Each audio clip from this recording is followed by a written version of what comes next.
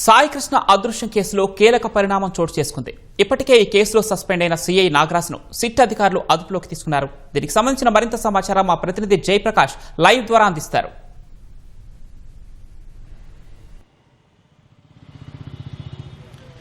పవన్ సాయి కృష్ణ అదృశ్యం కేసులో ఆరోపణలు ఎదుర్కొంటున్నటువంటి సిఐ నాగరాజుని ఈరోజు అదుపులోకి తీసుకున్నారు. దాదాపు అరెస్టు అని చెప్పుకోవచ్చు. అయితే అధికారికంగా ఇంకా పోలీసులు అయితే ధృవీకరించలేదు. ప్రస్తుతం ఆయన్ను తీసుకొని వెళ్ళి ఇటు సిట్ కార్యాలయంలో విచారణ జరిపే అవకాశం మనకి కనపడుతూ ఉంది. ప్రస్తుతం మనం ఇక్కడ పోలీసు గెస్ట్ హౌస్ వద్ద ఉన్నాము. పోలీసు గెస్ట్ హౌస్లో ఇటు ఐజీ రవిప్రకాష్, అదేవిధంగా ఈ సిట్ సభ్యులుగా ఉన్నటువంటి మిగతా ఇద్దరు ఎస్పీలు అద్నాం నయీ, అష్మి, అదేవిధంగా అమిత్ బర్దారు, సుధాకర్ ఇక్కడే ఉండి వాళ్ళంతా ఒక పథకం రచించారు. ఏ విధంగా వ్యవహరించాలి, ఈ కేసులో ఏ చర్యలు చేపట్టాలి అనేటువంటి రచించిన తర్వాత ఇక్కడి నుంచి అటు అజిత్ సింగ్ నగర్ సిఐ నాగరాజు ఉంటున్న ఇంటికి వెళ్ళి అక్కడ నుంచి సిఐ నాగరాజుని అదుపులోకి తీసుకొని ఇక్కడికి వచ్చారు. అయితే ఇప్పుడు ప్రస్తుతం ఇటు మరోవైపు ఇక్కడ కమాండ్ కంట్రోల్ కేంద్రంగా సిట్ కార్యాలయం ఏర్పాటు చేసి గత 2 రోజుల నుంచి అక్కడే వీళ్ళు తీసుకున్నటువంటి విషయాల రికార్డులను అదేవిధంగా ఆధారాలను విశ్లేషిస్తూ ఉన్నారు.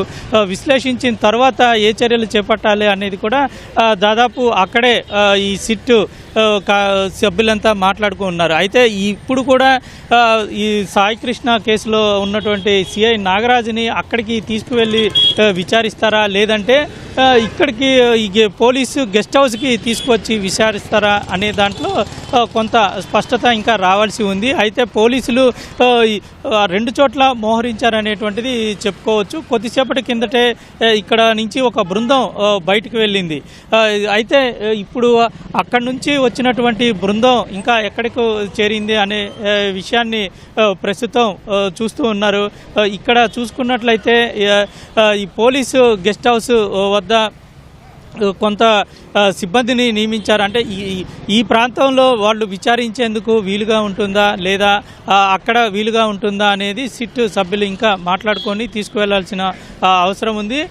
ప్రస్తుతం సిట్ ఈ కేసులో అసలు ఎందుకు సాయి కృష్ణని తీసుకురావాల్సి వచ్చింది, అదేవిధంగా అసలు తీసుకువచ్చినప్పుడు ఏ కేసులో తీసుకువచ్చారు, ఏం చేశారు, అదృశ్యం అవ్వటానికి కారణం ఏంటి అనే విషయాలు తెలియాల్సి ఉంది.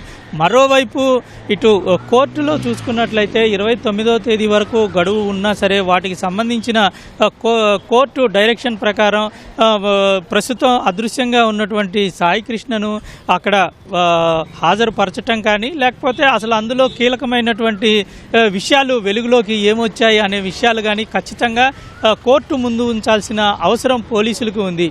ఈ క్రమంలోనే ప్రభుత్వం సిట్ ఏర్పాటు చేయటం, అదేవిధంగా సిట్ ఏర్పాటు చేసిన తర్వాత కీలకంగా దర్యాప్తు చేసి అన్ని కోణాల్లో విచారణ జరిపారు. అన్ని కోణాల్లో విచారణ జరిపిన తర్వాత ప్రాథమికంగా ఈ కేసులో ఒక అభిప్రాయానికి వచ్చినట్టు తెలుస్తుంది. అంటే ఈ కేసులో అసలు ఏం జరిగింది అని తెలియాలన్నా ప్రాథమికంగా ఒక స్పష్టమైన ఆధారం లభించాలి అని ఉన్నా సరే ఖచ్చితంగా సిఐ నాగరాజుని అదుపులోకి తీసుకొని విచారించాలి అనే ఒక నిర్ధారణకు సిట్ అధికారులు వచ్చారు. అయితే ఈ విచారణలో ఎటువంటి విషయాలు బయటపడతాయి అనేది ఇంకా స్పష్టత రావాల్సిన అవసరం ఉంది. ఎందుకంటే ఇటు మార్కాపురం నుంచి విజయవాడ తీసుకువచ్చిన ఘటనలో టాస్క్ ఫోర్స్ సిబ్బంది ఉన్నారు అనేది ఒక ఆరోపణ. ఆ ఆరోపణలో అసలు ఎంతమంది తీసుకువచ్చారు, ఏ విధంగా తీసుకువచ్చారు, తీసుకువచ్చిన తర్వాత ఇక్కడ ఎవరి దగ్గర ఉంచారు, ఆ తర్వాత కృష్ణలంక పోలీస్ స్టేషన్కి ఎప్పుడు తీసుకువెళ్ళారు, ఎన్ని రోజులు విచారించారు, ఏం జరిగింది అనేటువంటి విషయాలన్నింటినీ చెప్పాల్సిన అవసరం ఉంది. ఇవన్నీ జరిగిన తర్వాత అంటే ఇక్కడ ఈ విషయాలన్నింటినీ తెలుసుకున్న తర్వాత అసలు అదృశ్యము అయ్యాడా లేకపోతే ఆ విచారణలో ఏం జరిగింది, ఒకవేళ విచారించి వదిలిపెట్టినట్లయితే వదిలిపెట్టిన తర్వాత అసలు ఎక్కడెక్కడికి వెళ్ళాడు, ఇప్పటి వరకు కోర్టు ఆదేశించిన తర్వాత ఇప్పటి వరకు పోలీసులు సాయి కృష్ణ కోసం ఎక్కడెక్కడ గాలించారు, ఏమేమి ఆధారాలు సేకరించారు, ఎవరెవరిని విచారించారు, ఇట్లాంటివి కూడా తెలియాల్సి ఉంది. ఇటు సిఐ నాగరాజుని ఈ విషయాలన్నింటినీ ఖచ్చితంగా ప్రశ్నలు అడిగి ఆ విషయాల్లో సమాధానాలు రాబట్టే అవకాశం కనబడుతుంది. మరోవైపు ఇటు స్వర్గపూరి కృష్ణలంక స్వర్గపూరికి వెళ్ళి అక్కడ దహనం చేశారు అనే ఆరోపణ రావడంతో ఆ విషయాల్లో కూడా స్పష్టత తీసుకోవాలి. అంటే అక్కడకు వెళ్ళినట్టు ఆధారాలు, అసలు ఎవరిని పంపించారు, ఎందుకు వెళ్ళారు అనేవి. మరోవైపు అక్కడ సరైనటువంటి చిరునామాలు, అదేవిధంగా సరైనటువంటి వివరాలు లేకపోతే ఖచ్చితంగా అక్కడ వాళ్ళు అందులో తీసుకొని పరిస్థితి అయితే ఉంటుంది. అంటే మృతదేహాన్ని తీసుకొని ఖననం చేయరు. అదే విషయాన్ని అక్కడ ఉన్నటువంటి సిబ్బంది చెప్పగా వాటి మున్సిపల్ పర్మిషన్ తీసుకుంటారు. అంటే గుర్తు తెలియని మృతదేహాలకు మున్సిపల్ పర్మిషన్ తీసుకోవాల్సిన అవసరం ఉంటుంది. ఆ విధంగా తీసుకున్నారనేది ఒకటి. ఈ రకంగా ఈ అన్ని కోణాల్లో తీసుకొని సమాధానాలు రాబట్టి వాటన్నిటికీ ఒక కంక్లూజన్ అనేది ఈ విచారణలోనే సాధ్యపడుతుంది అనే పోలీసులు నిర్ధారణకు వచ్చిన నేపథ్యంలోనే ఈరోజు అదుపులోకి తీసుకున్నారు. ఈ అరెస్టుని నిర్ధారించే అవకాశం కనబడుతుంది.